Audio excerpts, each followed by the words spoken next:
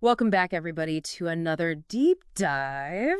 And today we are going to be talking about romance scams. Oh, wow. We are going to be taking excerpts from the first episode of the David Israel podcast show, Romance Scam Series. Okay. Specifically, the episode titled Understanding the World of Romance Scams. Yeah. And you know what's so crazy about this is that these scams are so sophisticated I'm right. that they can fool even the most cautious among us.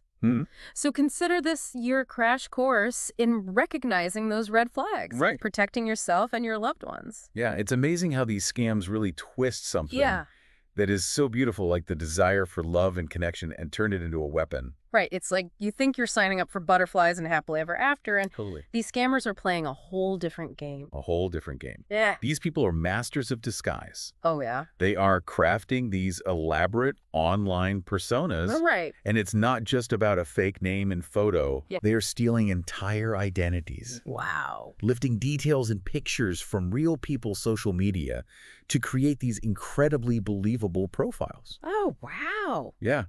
And they might even engage in months of seemingly innocent conversations just to solidify the illusion. Oh, my God. So it's like they're building a whole fictional world just to lure someone in. Exactly. And that's why it's so important to understand exactly what we mean by romance scam. Yeah.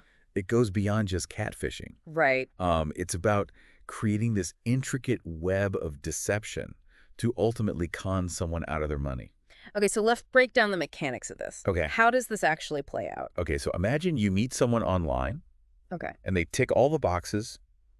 You know, attractive, success, shares your interests, Right. showers you with compliments and attention. Uh-huh. But they always have a reason why they can't meet in person. Oh, yeah. I've heard all the excuses. My work takes me overseas, or my camera's broken, or I'm just a private person. Exactly. And these excuses are carefully designed, you know, to keep you hooked while maintaining that illusion. Right. They might even sprinkle in stories about family tragedies or financial woes. Just enough to tug at your heartstrings. Oh, so they're appealing to your empathy and making you feel needed and special? Precisely. They're essentially grooming you for the big ask. Oh. The moment they reveal they're in a desperate situation and need financial help. Oh, okay.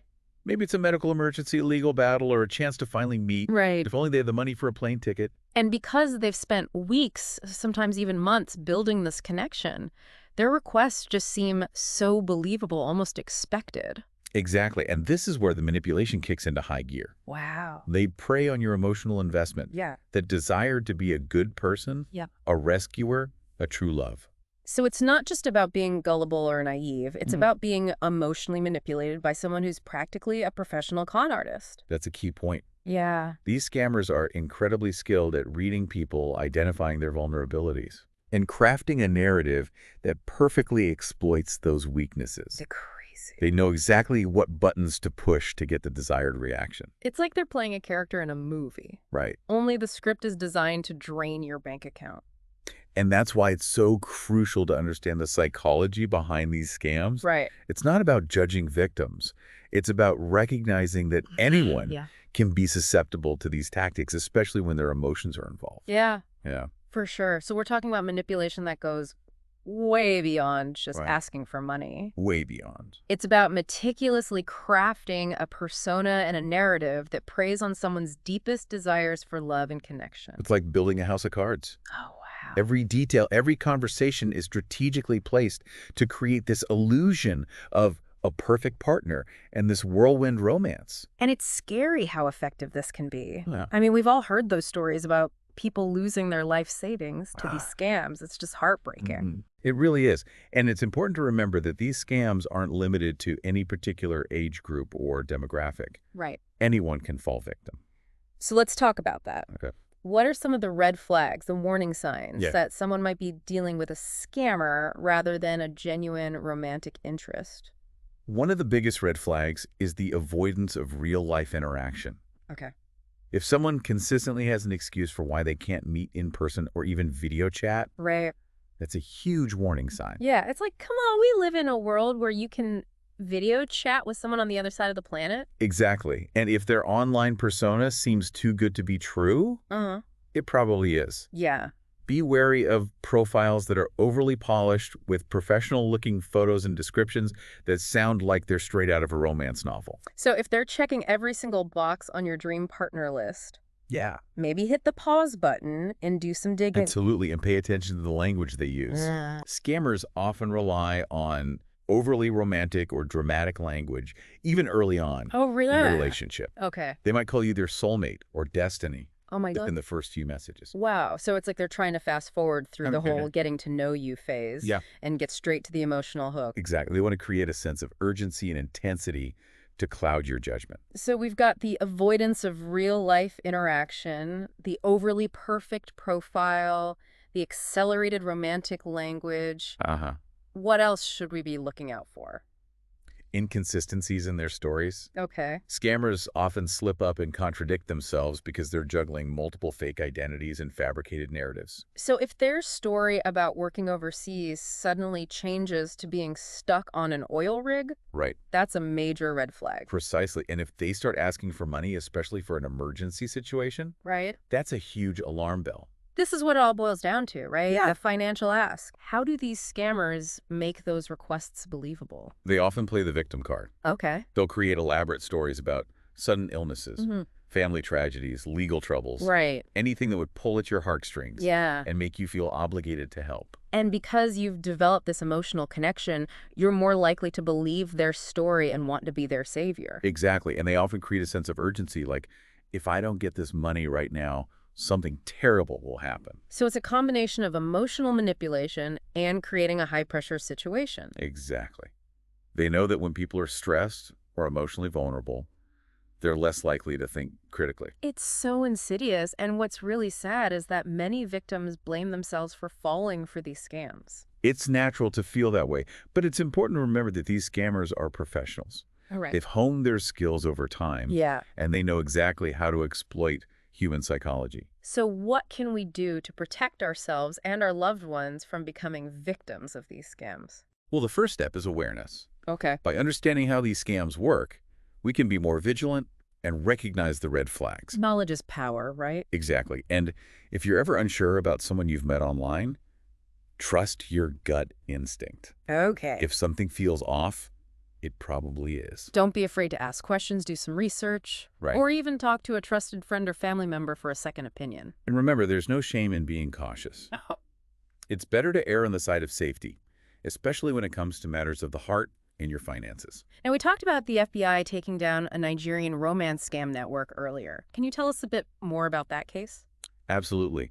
This case really highlights how organized and sophisticated these scams can be. Yeah. These scammers weren't just randomly sending out phishing emails. Right. They were meticulously crafting fake profiles on dating apps and social media, engaging in months of seemingly innocent conversations, and weaving intricate stories designed to extract money from their victims. So they were essentially running a business operation with multiple employees and a clearly defined strategy. Exactly. And the impact was devastating. Yeah.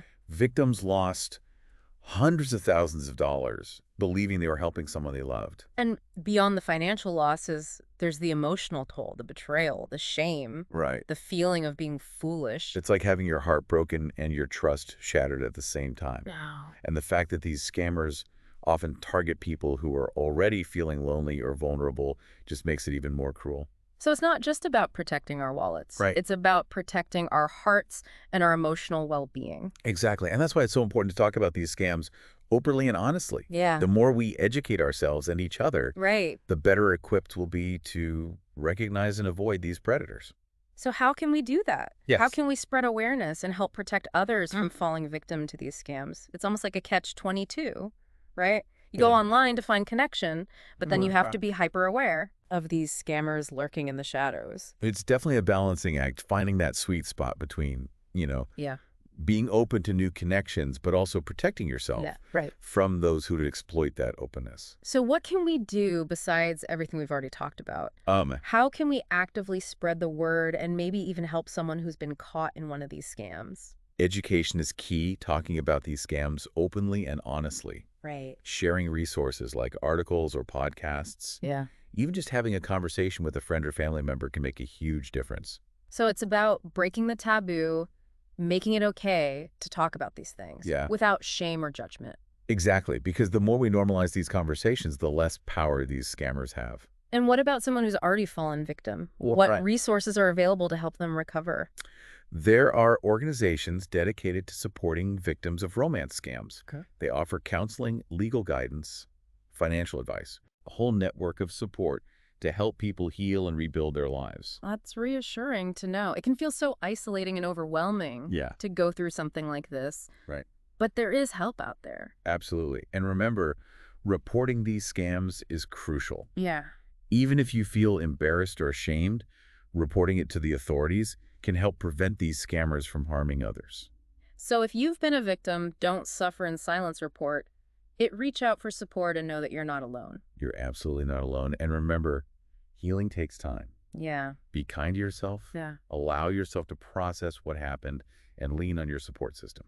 This has been such a heavy topic, but an incredibly important one. I think we've shed some light on this really dark corner of the online world Definitely. and hopefully armed our listeners with the knowledge to protect themselves and their loved ones. I agree. Knowledge is power when it comes to combating these scams. And remember, genuine love and connection Yeah, shouldn't come with a price tag. absolutely not. So thank you so much for joining us on this deep dive. We'll see you next time.